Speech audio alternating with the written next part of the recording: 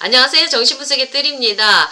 오늘 페어벤의 자아의 다중성 개념에 대해서 살펴보도록 하겠습니다. 페어벤이 말하는 자아는 의식 차원의 자아가 아닙니다. 무의식 안에 있는 자아를 얘기를 하고 이 자아마저도 다중성을 가지고 있다고 얘기를 합니다. 자아가 여러 개 있다는 얘기거든요. 거기에 대해서 한번 살펴보도록 하겠습니다. 자, 페어벤 뭐라고 얘기하냐면 억압이 자아의 기능이라면 스스로를 억압하는 자아의 개념이 발생한다. 어떻게 자아가 자아를 억압할 수 있겠는가 이렇게 질문을 달면서 자기가 답하기를 전체로서의 자아가 스스로를 억압하는 것은 불가능하지만 역동적으로 충전된 자아가 다른 자아를 억압한다 이러면서 자아의 다중성 개념을 말하거든요. 자, 우리 내면 안에 파편화된 자아 여러 개 있습니다. 그러면서 한 자아가 다른 한 자를 공격하면서 막 이렇게 억압하기 시작하거든요. 그러면서 우리 마음 안에는 어떻습니까? 전쟁이 벌어지지 않습니까? 막 파노라마 같은 역동이 전개되어져 나가는 거거든요. 거기에 대한 연구를 우리 페어벤이 아주 심도 깊게 했습니다. 그렇게 자아를 연구하면서 자아의 다중성을 연구하면서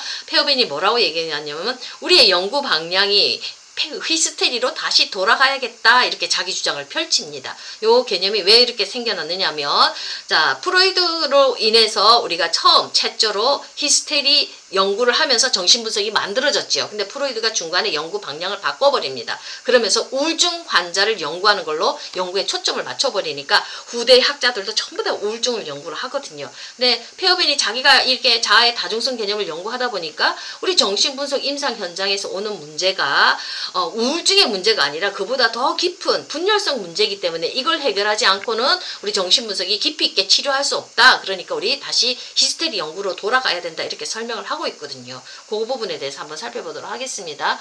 자, 프로이드가 억압된 내용에서 억압의 행위자인 초자에 대한 연구로 방향을 바꿔버렸습니다. 자, 억압된 내용이 뭡니까? 바로 충동이죠.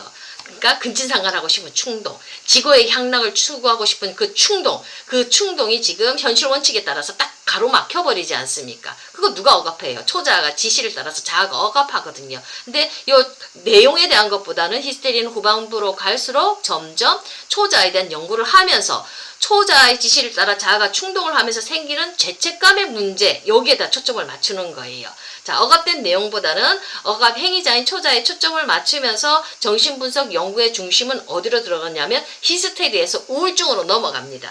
이 충동을 억압하기 때문에 향락을 추구하고 싶은 이 충동을 억압하기 때문에 못하니까 만족을 못 추구하니까 막 사람들이 우울증이 걸리고요. 애도의 문제가 나타나고요. 그걸 하려고 또 하는 욕망이 올라오니까 또 죄책감의 문제가 막 생기거든요. 이런 문제가 짬뽕이 돼서 우울증 환자들이 많이 오니까 우울증의 연구에 이렇게 매달렸던 거예요. 근데 페어벤은 아니다. 다시 억압된 내용에 초점을 맞춰야 된다. 이렇게 얘기를 하고 있거든요. 그러니까 우울증의 근저에서는 표면적으로는 우울증이지만 그 사람들을 깊이 있게 연구를 해보니까 분열성 문제가 있다는 거예요. 나쁜 내재화된 대상 때문에 이 사람들이 정신문제로 고통을 겪는다는 겁니다. 그러니까 그걸 깊이 더 파고 들어가야 된다. 그렇게 얘기를 하고 있습니다. 그러니까 우리 정신분석 현장에 오고 상담의 현장에 오는 사람들 점점 더 깊이 분석을 하니까 단순히 우울증의 문제가 핵심이 아니라 나쁜 대상 억압된 이게 문제가 돼서 이 사람들이 정신병리로 고통을 받으니까 이걸 우리가 분석하고 해결해야 된다 이렇게 연구를 하는데 히스테리가 바로 그 분열성 구조를 가장 잘 볼 수 있는 심리 구조를 보이고 있거든요. 그러니까 히스테리를 붙들고 연구를 해야 된다고 이러면서 히스테리로 돌아가자고 얘기를 하고 있습니다. 히스테리 심리 구조는 뭡니까? 내 안에 지금 나쁜 대상이 드글드글하지 않습니까? 그러니까 가장 잘 나쁜 대상의 역동을 가장 잘 볼 수가 있으니까 히스테리 구조로 돌아가자고 이렇게 얘기를 하고 있습니다. 자, 페어벤은 억압을 초자아가 확립되기 시기 이전 단계에서 찾습니다. 프로이드는 오이디푸스기에 초자아가 억압한다고 얘기를 하지 않습니까? 근데 페어벤은 그 억압마저도 초자아가 억압하는 것마저도 초자아가 확립되기 시기 이전에 이미 억압이 발생했다고 얘기를 합니다. 무슨 얘기냐면 구강기 때 엄마 젖가슴 먹으면서 아이들 어떻습니까? 좋은 대상을 경험하면 좋은 엄마를 가슴에 가지고 내 마음에 가지고 들어오고 나쁜 대상을 경험하게 되면 젖을 충분히 주지 않는 그 나쁜 엄마를 경험하게 되면 나쁜 대상이 내 안에 들어오잖아요. 이때 이미 억압의 문제가 발생한다는 겁니다. 나쁜 대상이 들어왔기 때문에 이게 감당하기 어려워서 이거 억압해버리지 않습니까? 그때 이미 나쁜 대상에 대한 억압이 나온다고 이렇게 얘기를 합니다. 그러니까 억압은 1차적으로 나쁜 대상에 대한 방어로서 시작되고 죄책감은 나쁜 내재화된 대상들을 포함하는 상황에 대한 방어로서 생긴다고 얘기를 합니다. 우리 도덕적 방어 지난 시간에 배웠지 않습니까? 죄책감은 부모가 무조건적으로 나쁘다고 생각하는 것보다는 자신이 조건적으로 도덕적으로 나쁘다고 생각하는 것이 더 견디기가 쉽다는 원리에서 도덕적 방어가 만들어졌지 않습니까?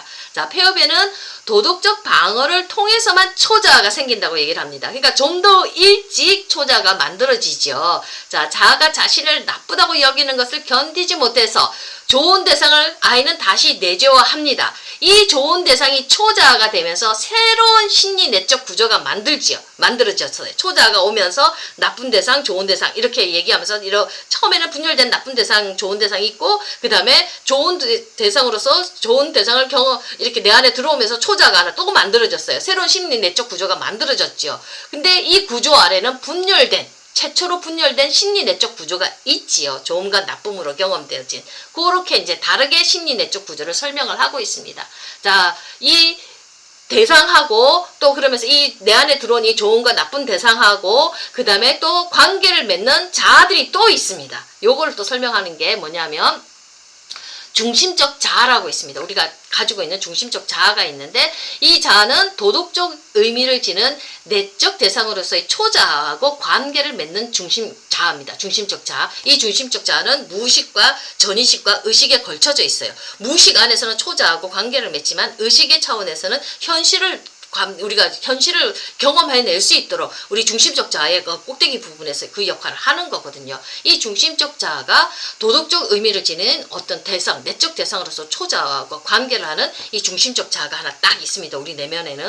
그리고 그 수준 근저 밑바닥 영역에는 자아의 부분들이 또 이 중심적 자아 그 밑바닥에는 또 이 자아의 부분들이 중심적 자아에서 파생되어져 나온 자아들이 또 있습니다. 이 자아의 부분들이 내적 대상들하고 내 안에 내재된 대상들하고 관계하는 수준이 있다고 합니다. 자, 이 내적 대상들은 이 대상이 내 안에 경험된 대상들이 내 무의식 안에 들어왔어요. 이 대상들은 흥분시키는 대상의 역할이건 거절하는 대상의 역할이건 중심적 자아 입장에서 볼 때 리비도적 관점에서 볼 때 무조건적으로 나쁜 대상입니다. 내적 박해자입니다. 내 욕구를 충족 못 시켜줬기 때문에 흥분만 시키고 사랑만 갈구하게끔 만들고 충분히 주지 못하는 그런 흥분시키는 대상, 그 다음에 또 하나는 나의 모든 욕구를 거절하는 나쁜 대상, 이 둘 다가 내 무의식 안에 들어와 있어요. 경험돼서 나쁜 대상이 이렇게 들어와 있고 그 대상들하고 관계하는 자아가 또 내 무의식 안에 또 있는 거예요. 다양한 자아들이. 그러니까 중심적 자아는 초자하고 관계하지만 자, 나쁘게 들어온 내적 대상들과 또 이 내적 대상들과 관계하는 내적 자아가 또 우리 안에 무의식 안에 구조를 이루고 있다면서 이렇게 자기만의 무의식 구조를 설명해 들어갑니다. 이러면서 자아의 다중성 개념을 설명하거든요. 자, 이렇게 볼 때 왜 이런 이론을 펼쳤냐면 자기 마음대로 이론을 펼칠 수는 없지 않습니까? 자기 폐업연한테 이렇게 들어온 내담자들의 꿈을 분석하면서 그 꿈속 내용물을 보니까 우리 무의식 구조는 자아도 있고 내재화된 자아도 있고 내재화된 대상도 있으면서 이것끼리 서로 역동을 펼친다 이러면서 꿈 분석하는 결과를 통해서 이렇게 나왔다 이러면서 설명을 하고 있거든요. 자, 꿈은 프로이드 이론에서는 소망 충족 이론이죠. 내 무의식 안에 어떤 소망을 펼쳐 보이는 게 프로이드의 이론인데 자기 내담자 폐업에는 자기 내담자를 이렇게 보니까 그 소망 충족 이론만으로는 꿈을 해석할 수가 없다는 겁니다. 그것만으로 설명하지 못하는 또 다른 게 있다는 겁니다. 그러면서 어떤 자기 내담자 꿈을 이렇게 자기가 분석을 하는데 그 여자분이 이제 어느 날 밤에 꿈을 꾸는데 어떤 예쁜 여배우가 나타나서 자기를 막 공격하더래요. 공격하면서 자기를 그냥 속수무책으로 그 공격을 당하는데 그 공격 당하는 자기를 보는 어떤 관찰하는 여자가 하나 있고 그 여자가 나중에는 또 어떤 남자로 바뀌면서 그런 그 관계 역동을 펼치는 꿈을 이렇게 폐업연한테 보여줬는데 폐업연이 그거를 분석하면서 이 무의식 안에 이런 자아의 구조가 다양하게 있다는 것을 이렇게 이론적인 근거로 만들어 나갑니다. 자, 보통 꿈에서 나타나는 모든 상들은 꿈꾼 이 자신의 성격의 부분들입니다. 자아나 초자아나 원본능을 나타내는 자신의 어떤 성격의 부분들이 꿈으로 나타나는 거예요. 그러니까 원본능 뭐 그냥 귀신으로 나타날 수도 있고요. 뭐 아주 그냥 많이 먹으려고 하는 돼지 같은 것들로 나타날 수도 있고요. 그 다음에 공격당하고 아주 싸우기도 하는 자아도 그런 표상되는 이미지로 이미지들로 꿈에서 막 나타나거든요. 자아, 초자와 원본능의 어떤 표상들이 이렇게 꿈으로 나타나요. 그러니까 그게 바로 다 내 성격의 한 부분들이라는 겁니다. 자, 이런 거 자아의 신의 어떤 성격의 부분들이거나 아니면 자아가 동일시한 것, 내가 동일시한 것들, 멋진 남자를 동일시하면 그 남자, 내가 동일시한 대상들이 그렇게 꿈으로 나타난다고 이렇게 얘기를 합니다. 그러니까 꿈은 본래 소망 충족이 아니라 내적 실제에 존재하는 상황의 어떤 단편들이라고 얘기를 하고 있습니다. 자, 꿈속의 인물들은 자아의 부분들이거나 내재화된 대상들을 나타낸다고 얘기를 하고 있습니다. 꿈속에서도 묘사된 그런 상황들은 어떤 심리 내적 구조들 간의 관계를 나타내는 겁니다. 그러니까 막 내가 공격당한다는 거는 내 안에 어떤 나의 자아를 공격하는 어떤 대상이 공격하는 자아가 있다는 얘기거든요. 그러니까 내가 귀신한테 쫓기는 꿈 꾸는 사람들도 우리 아이들 참 많지 않습니까? 유령한테 쫓기는 꿈 꾸고 막 마귀한테 쫓기는 꿈 꾸고 이렇게 공룡이나 그런 것들한테 잡아먹히고 그런 꿈 꾸는 거는 이런 어떤 나의 한 자아가 이 공룡으로 표상되고 귀신으로 표상된 이 어떤 자아, 이것도 자아거든요. 나를 공격하는 자아거든요. 이 나를 공격하는 거, 내 자아를 또 다른 자아가 공격하는 걸 이렇게 꿈으로 보여준다고 이렇게 얘기를 하면서 그 환자의 꿈들을 분석해 나가는 거거든요. 자, 이 내재화된 대상들을 보니까 꿈에서 표현된 그런 내재화된 대상들을 보니까 이게 심리 내적 구조를 설명하고 있다고 이렇게 얘기를 하고 있습니다.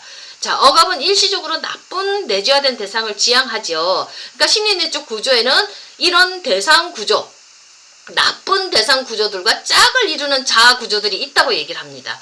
페오베만의 독특한 주장입니다. 자, 관찰하는 자아는 관찰하는 대상하고 공격하는 자아는 공격하는 대상하고 공격받는 자아는 공격받는 대상은 공격받는 자아와 짝을 이룬다는 거. 요거를 이제 그 여자의 꿈을 분석하면서 페어벤이 발견하면서 뭐라고 주장하냐면 우리 무의식 안에는 세 개의 독립된 자아가 있다고 얘기를 하고 있습니다. 가장 중요한 거. 자, 중심적 자아가 있습니다. 내 안에 중심적 자아가 딱 있고, 이게 이제 우리가 현실하고 관계하고 기능하는 구조거든요. 자, 중심적 자아와 중심적 자아에서 떨어져 나온 파편화된 두 개의 부차적 자아로 우리 심리 구조가 분열되어져 있다고 얘기를 합니다. 중심적 자아는 무의식에 있으면서 초자아와 관계하고 현실과 접촉하는 기능을 합니다. 이게 우리가 튼튼해야지만 우리 심리 구조가 튼튼하다고 얘기를 할 수가 있습니다. 근데 문제는 여기서 떨어져 나오는 파편화된 자아들입니다. 자, 여기서 말하는 페어벤이 말할 때 리비도적 자아는 리비도를 많이 가지고 있는 자아예요. 그래서 막 리비도적인 대상, 사랑을 주는 대상을 막 갈구하면서 거기를 향해서 달려나가겠죠. 리비도적 자아는. 자, 리비도를 많이 가지고 있고 사랑하고 좋아하는 그런 자아예요. 반면에 공격하는 자아는 또 있습니다. 공격하는 자아는 처벌하는 초자하고는 좀 더 다른 개념이다. 이건 내적 파괴자이면서 공격적이면서 박해적인 자아예요. 내 안에 막 리비도적인 사랑을 갈구하는 그 자아만 있는 게 아니라 뭔가 화가 나 있어가지고 다른 자아들을, 다른 대상들을 막 공격하고 파괴하는 내적 파괴자가 내 무의식 안에 있다고 얘기를 합니다. 그걸 나중에 페어벤이 반리비도적 자아라고 이렇게 표현을 하거든요. 그러니까 리비도적 자아는 흥분시키는 대상에게로 향하고 짝을 맺겠지요. 반리비도적 자아는 어떻습니까?